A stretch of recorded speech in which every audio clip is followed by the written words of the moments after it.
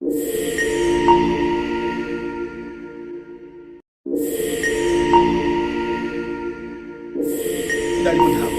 was a time we had DPP in government, and I can remember very well. And to NAG at DPP, I'm very arrogant. We have been journalists before. Yes. We are still there. In the way inclusive, yes. Nothing about very much.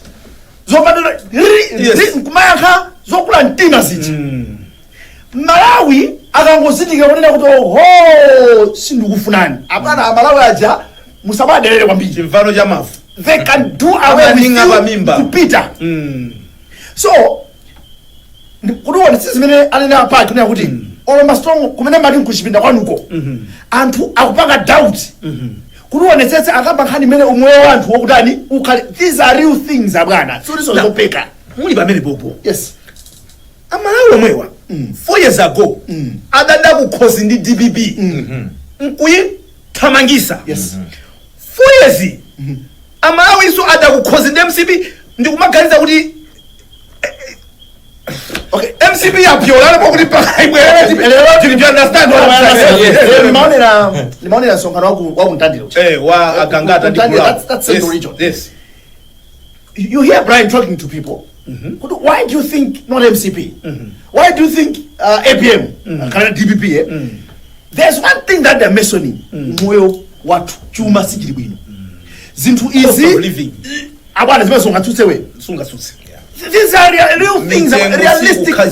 We know you know about business in the body now. You don't know we have a mawa sugar feel about 2.5.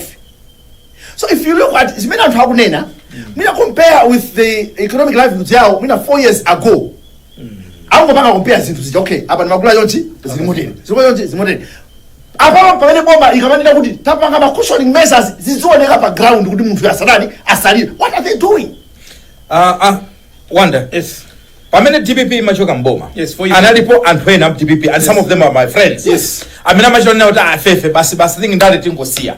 Chifukwa muona kuti anthu adafika size yonena kuti DPP ija yatha athana nayo sakuifuna they've condemned it chipani choipa whatever tapeza solution tosala yes tupita ukanani ndinaona newspaper imene fetina sindikiza siku limene analengeza kunena kuti achakwera awina ndiye panali ma comment I went back today yes. Amalawi ochita kunena kuti ati finally I have a president I can be proud of. Akuti I'm proud to be Malawian. Koma anthu anayankhula zinthu za that was the pride. Anthu akumapita back to that page. Ndikunena kuti kodi what happened? So what I'm saying is kenaka ansanga DPP amene amata kusiya ndale amata achunga ife basi tazitaya izi kenaka all of a sudden umapeza sonya kuti amweni kanga thinking tokaimira zikuteka Joseph Kamwendo atafuna kuti ndasiya mpira yes amakhulupiriro ati amaplayer abwino alipo atakumenya yes mina maona anyamata mina kupalira yes and I think nasiya sana exactly is this a case where Mutalika kuti achakwera there was no chance I will come back exactly this guy even him Mutalika kuti achakwera u break all the records so what I'm trying to say is IMCP ndiboma chifukwa chonena kuti madandaula amene anthu akhala akupereka ena simunachite treat with seriousness zapangisa kuti anthu pamene pajamanena kuti apa ndi apa anthu kana nkumaona kuti ndebola so maybe this one is better. So for me all I'm saying is make a case for 16 September 2025. How are you better than DPP? Tapanga ni story yonena kuti anthu anene kuti koma ngakhala mwina izizaonongeka komabe awawa they are better than DPP koma otherwise mukwapangisa anthu amene onena kuti they are buried DPP ndikuyiwala panopo nkumaona ngati kuti they could be actually the solution to this country. That's where we are. Mbewa zikasowa amanona ndaswiswiri. That's where we are. Tufuna suswiri? No, call them suswiri. Malawi akumapaka compare. That's what I'm saying. Kabela tinali beso ndi mbewa imweyo. When we thought we had mbewa. Ineyo, one day you always say kunena kuti. Amene akulamulira palazizifusa kuti. Kwa gwanji Malawi azinena kuti mumveka fungo sa kutifuna. What has happened all of a sudden? Obviously. Ine ndaonerapo zisankho zambiri. Kuyambira za ujena wa abakiri uzafika pano sinaonepo anthu akunyadira kuti president walowa pa mpando mmene ananyadiri atalowa achakwera akadachezera usiku That is very true. That was the Yes. goodwill. I could not drive. Goodwill idali imeneyo. Yeah. What happened? What happened? Okay, ineyo we take voters for for granted. granted. I agree. We take them for granted.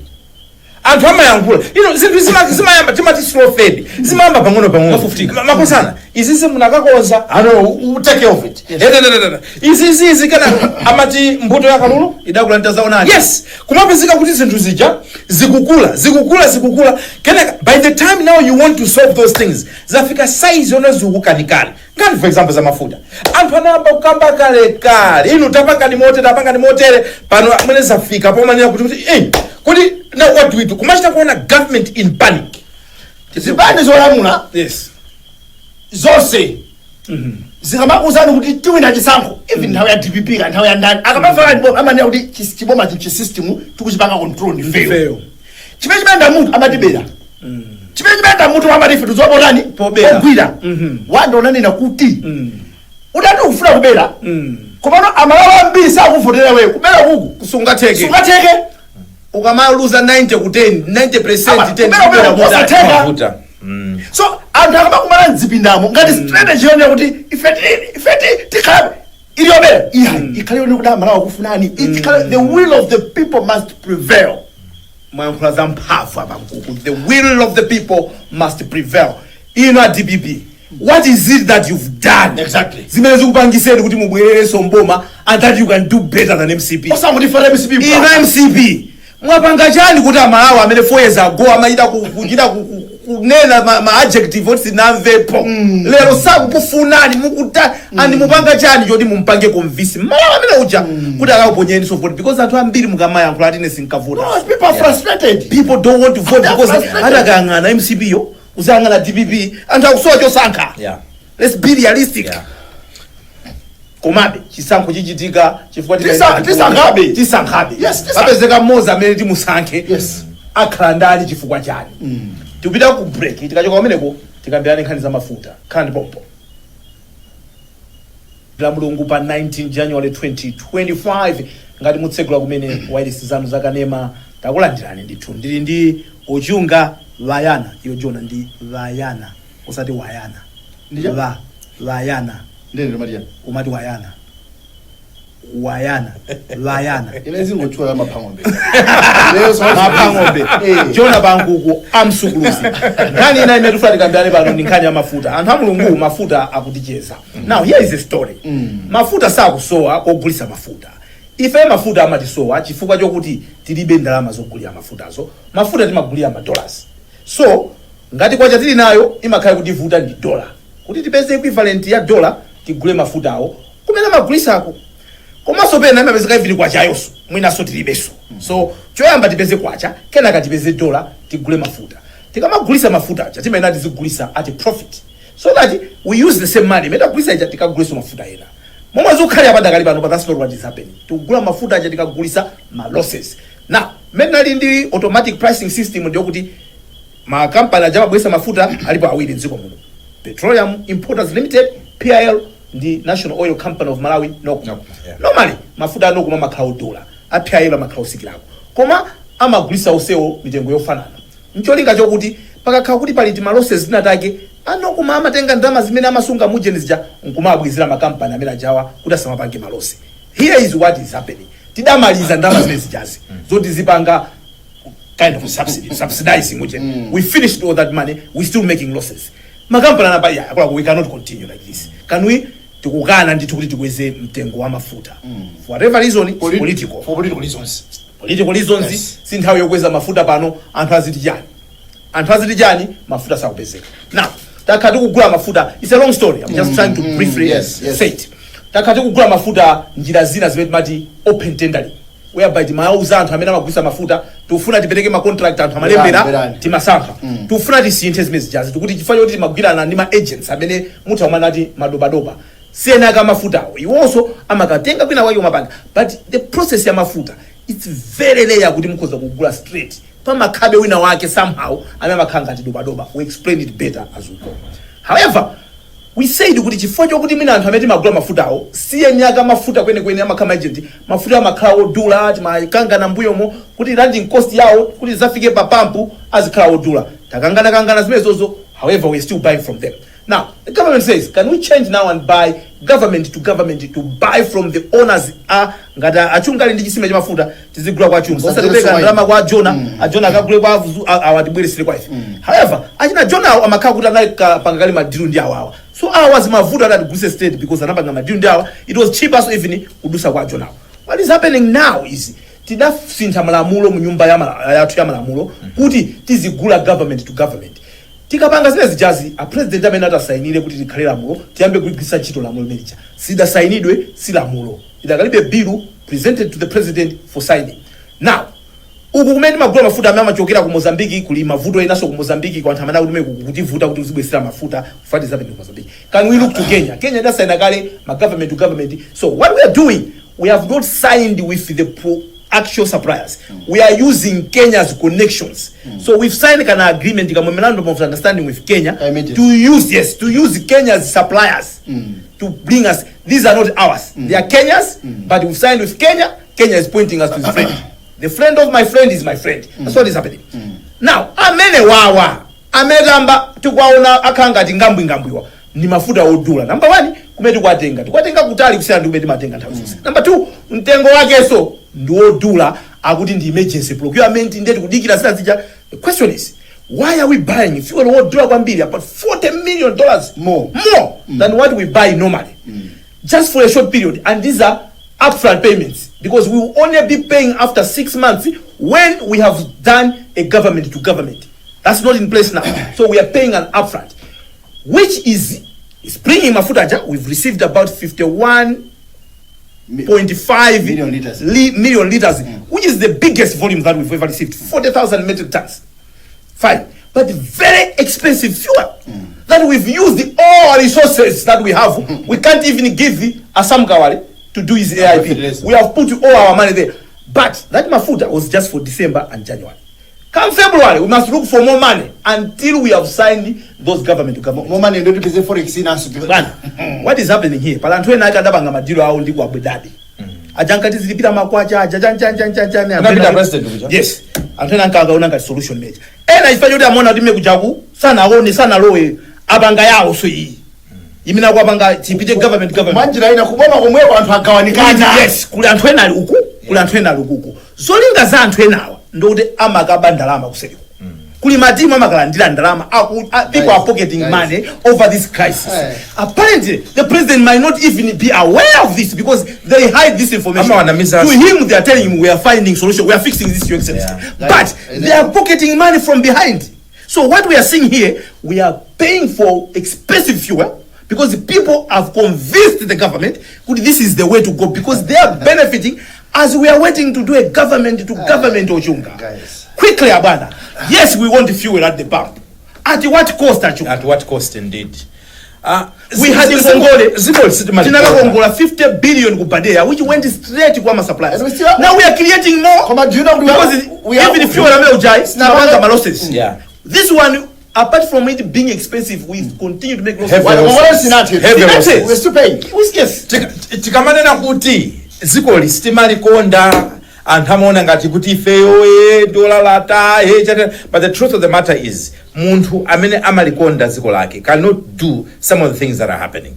Munthu wina anandichita contact okuboma konena kuti you guys are very unfair matinena ndeni mamuza kuti it doesn't matter at the end of the day anthu afuna kuti zinthu zikonzedwe tikufuna kuti mafuta abwere pa pump. However, we are in a dispensation yonena kuti we cannot also just say kulipoti mafuta apezeka. We have a right to be interested in the procurement process. Exactly. Ndrama zatu muna kadu mutenga ndrama za mtu mwanu tinakani na kuti achimwene we don't care. Yes. But we are caring because this is Malawi taxpayers money. Ndipo ngongole zimene mukutengazo tizabweze ndifeyo ana atu azakhala kumabweza ngongole zimenezo. Ndamafuna unena motere tamvesera kwani mkuona ngati andevu zamwayi pamene amafotokoza nkhani kufotokoza wayi kumene kuku basi nkumanena ngati ife kungokhala pano kumangolota nkhani we can't. Is it not going to be in order some other day? My documents that these are on the table. Yes, good. These are the documents. Because we're looking at documents. They think we don't know what's happening. So here's the issue. But anthu amene afuna kuba afuna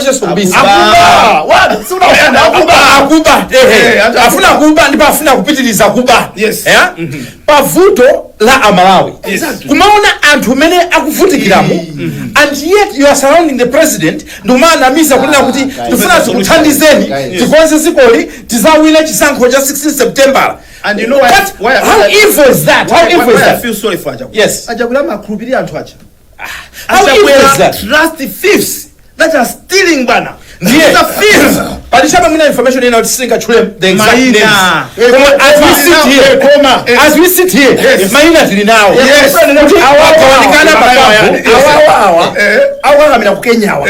The 3 ministers and this other senior official. Yes. Guys, can you feel sorry for the president? Exactly. Malawi has Akufuna solutions in you without any kantima milima yaruyo ndi gazi kwanena kuti titakumva chisoni.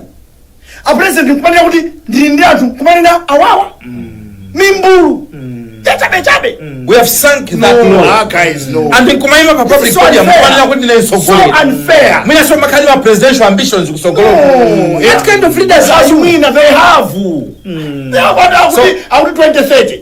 Ukundikuona ngadziko and my solutions amene akwana misa president kuti tell my solutions. Yes. The short term, the very temporal, ndipo they costly. Yes, they are very costly. Yes. And they are costly not just koma kwa ifeyo ngata Malawi. Inu pamenepo ndikuti mukumanga zinyumba, mugula magali moto, inu mukasijera kuti conscious yanu ili kuti muzimva chisoni ndi mtundu wa Malawi. Word yakuti emergency tisayijida abuse. Kuti tili pangozi nje basi nde imisani malamule nalose tengatenge timisani malamule nalose. Guys, whatever we do mola Malawi agule mafuta. Yes, tikwafuna di mafuta koma ndo makhala tima ina auloni ninjala ati ngoma kana kuti mtengwa sima ndi chani yayi muzabwelese sembe mwana wanu matayi ife ninjala kana nayo wisafike pamenepo.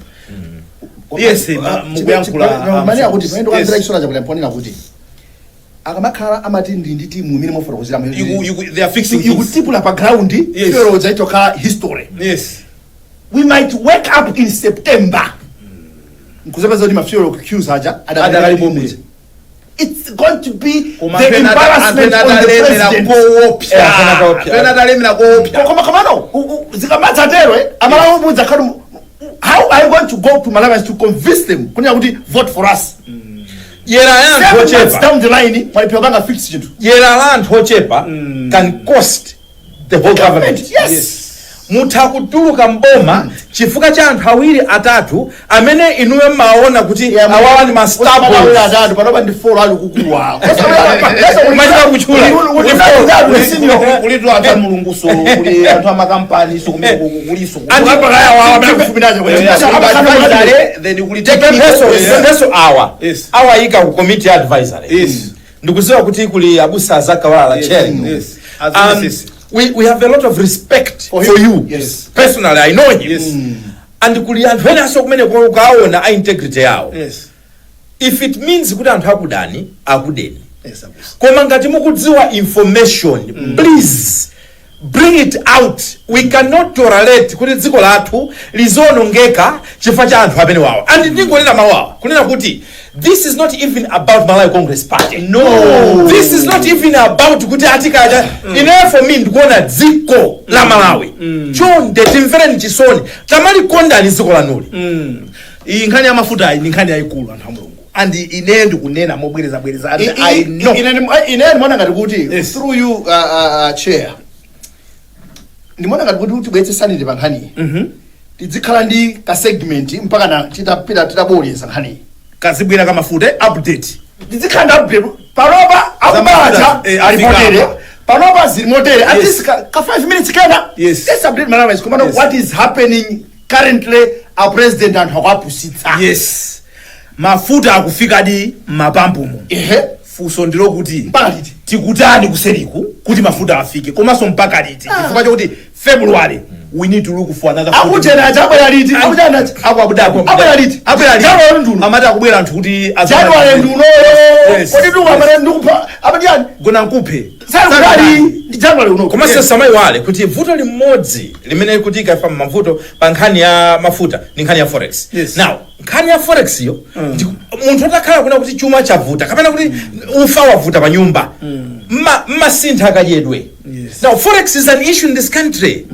Zogula si mafuta okha kuli mankhwala kuli fertilizer wa AIP kani sotero zonse zofuna forex. Now forex uja ndopezeka kuti ena instead of kungopereka amene oyenerayo ena safuna kuti azinyambitapo azilowesa zala zawo and we are spending a lot of forex pankhani yoti anthu ena akuba. No, we can't do that. You can't do that. Majida ukatengati ma 5 million kwa commercial bank amafuta maendanza ndekuti pa pressure. Yes, kuna presenda masese zopeze bwana president.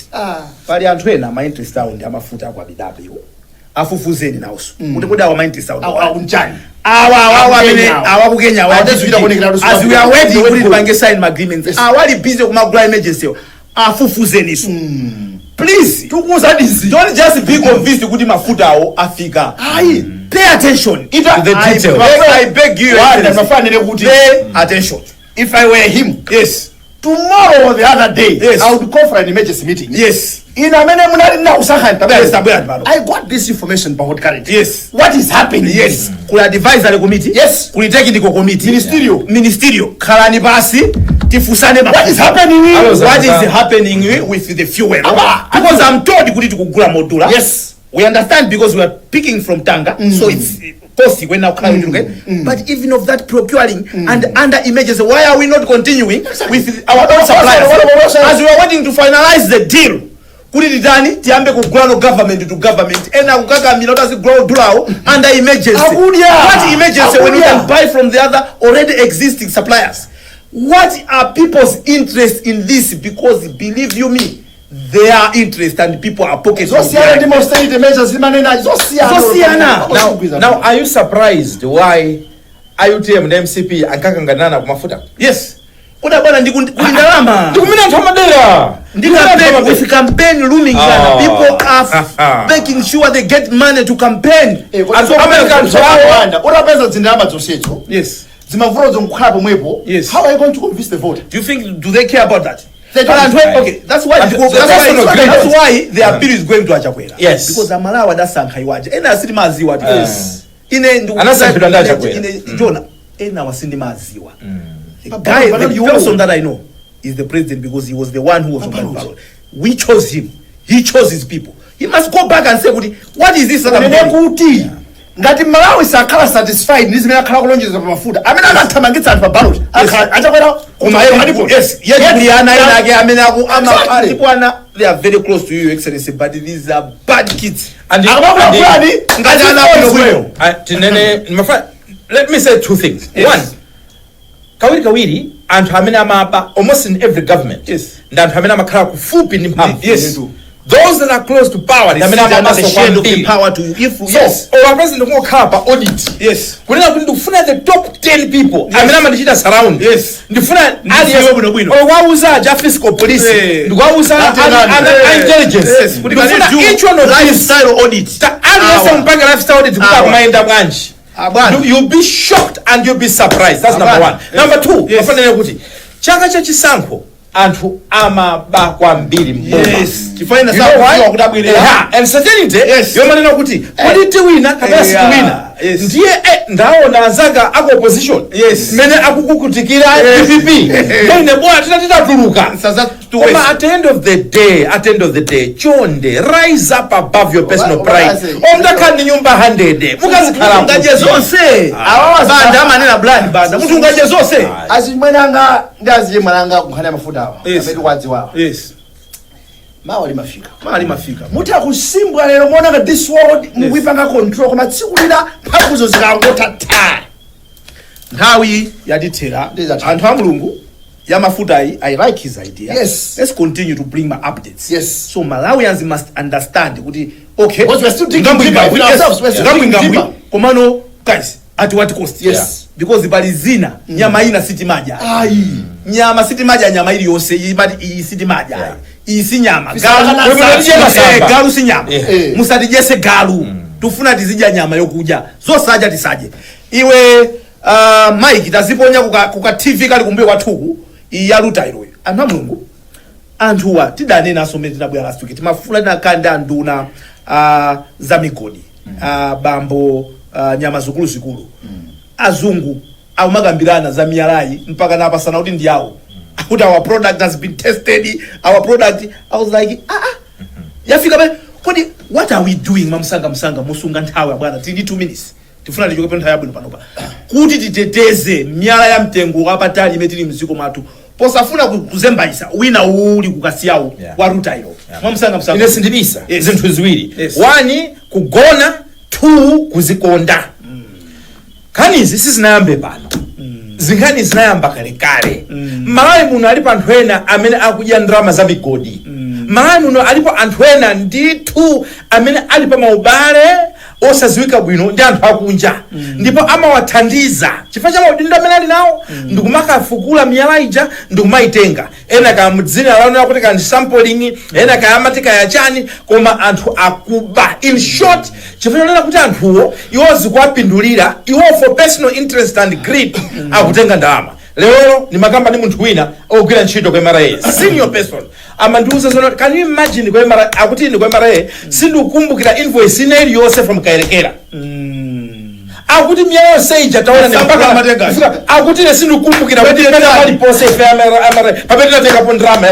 ya Kairekera chisambo mali pia kukwana mu koma antwena nalemerera pamene pacha chabwino so for me in conclusion is ine mina nthawe yathu si Lord komano this is where you begin to wonder why did somebody call us a country abana unanena tsura kuti umphayo ose uli nziko munomo can't we do the right things tinazo zinthu zili konkuno engakauko akudzazo tinazo and we are still snoring like serious.